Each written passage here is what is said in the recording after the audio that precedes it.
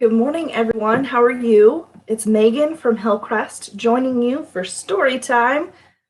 We're going to be reading two different books this morning. Chelly Tells the Truth, and then Tailspin's Ghost Ship. Let's go ahead and start with Ghost Ship. If you have these books at home, please run and grab them. We can read them together.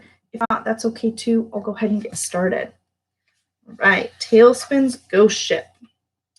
Baloo and his little friend Kit were playing pinball at Louie's place in Cape Suzette when a stranger came in. The fellow was out of breath and very excited. "You'll never believe what I just saw," he gasped. "Try me," said Baloo.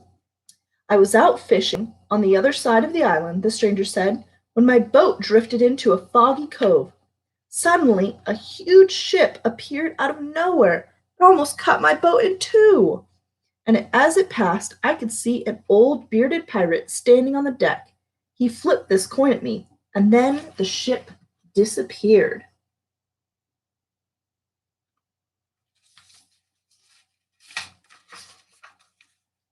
Louis came over and snatched the coin out of the stranger's hand. He held it up for all the customers to see. "It's a gold ragoon," he said in awe. "But that's impossible. All those ancient ragoons were stolen by the pirate Festus LaForge 200 years ago, and his ship lost at sea."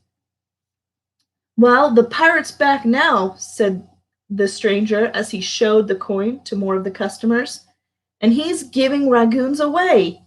I'm going back for more." After the stranger left, the customers started talking about the gold ragoon. But one sly customer just sat and listened. He knew his boss, Don Carnage, would be interested in the tale of the lost pirate treasure.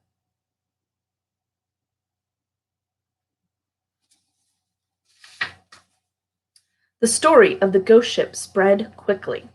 Tourists came to Cape Suzette to see it. Louis told everybody he knew where the ghost ship would appear, and for $1, he said, "I'll take you to see it." Tourists, Louis led the tourists to a secret cove. Kit and Baloo followed. Kit watched as Louis set up a refreshment stand at the cove. "Something strange is going on here," Kit complained. "You said it," cried Baloo, pointing toward the ocean. "Look!"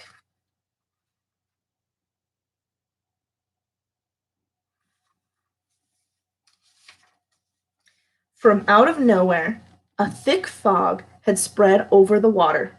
No one could see a thing. And then, from deep inside the fog, the ghost ship appeared. Tourists gasped as an old pirate appeared on the ship's deck. "I am Festus LaForge," the ghostly figure said as he tossed a coin overboard. It landed in the water with a splash. "It's a gold ragoon," one tourist cried. All the tourists leapt into the water after the sinking coin.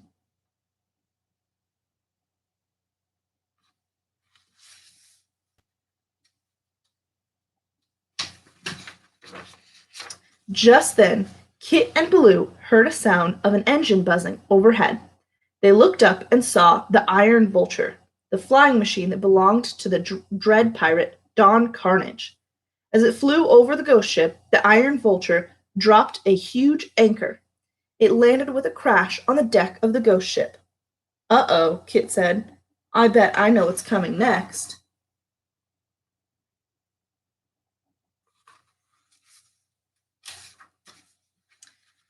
With a mighty tug, the Iron Vulture pulled the ghost ship out of the water and lifted it high in the air. "Ha ha ha!" a voice boomed from a loudspeaker in the Iron Vulture. "I, Don Carnage, am surely the greatest pirate of all time." The Iron Vulture and its dangling cargo turned slowly to fly off.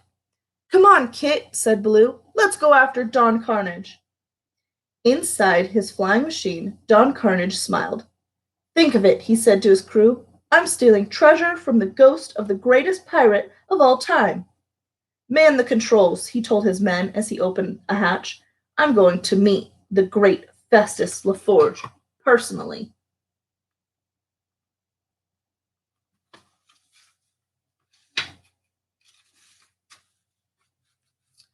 In a flash, Don Carnage slid down a rope to the ghost ship's deck.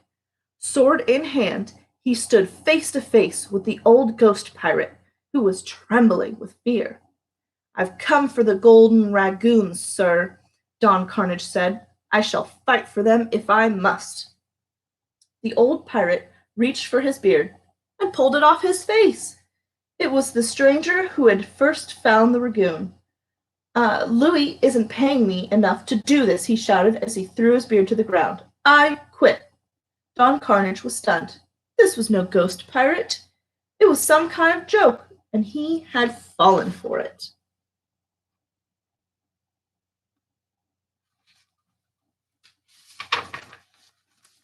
Don Carnage was furious. He chased the fake ghost into the ship, and when he saw someone else hiding behind some machinery. "Another one of you?" Don Carnage roared. In anger, he lifted his sword high in the air and smashed the machine. There was a hissing sound, and thick smoke began to pour out of the machine.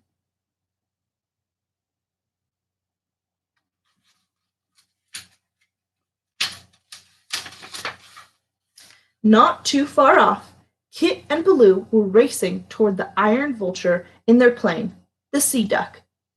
As it flew closer, Baloo could not believe his eyes. The iron vulture was covered by a cloud of smoke.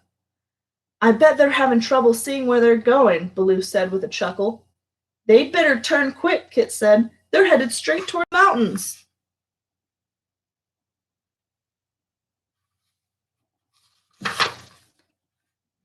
Baloo flew the plane over the ghost ship. Kit hopped out of the plane onto the airfoil and shouted a warning to the ghost ship crew. On board the ghost ship, Don Carnage turned and saw a huge mountain coming straight at them. "Pull up!" he screamed to the pirate of the iron vulture. "Pull up!"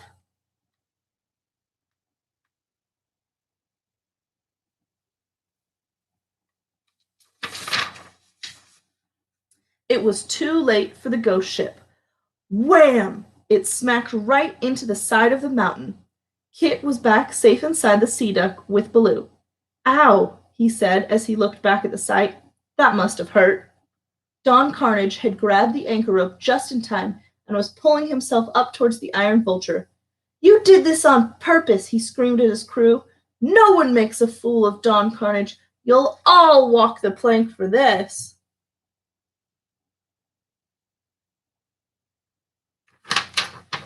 Later, back at Louis's place, Louis admitted to Baloo that the whole plan had been his idea. "I hired these two fellows to work with me. We fixed up an old ship and put a fog machine inside. I thought a ghost ship would improve business, but I hardly made enough money to pay for the fog machine." "What about those gold ragoons?" Baloo asked. "They weren't real either," Louis said sadly. "Just wooden nickels and gold paint." "Too bad," said Baloo. "I think those tourists want their money back." The end. Do you think Louis learned his lesson about that one? Hope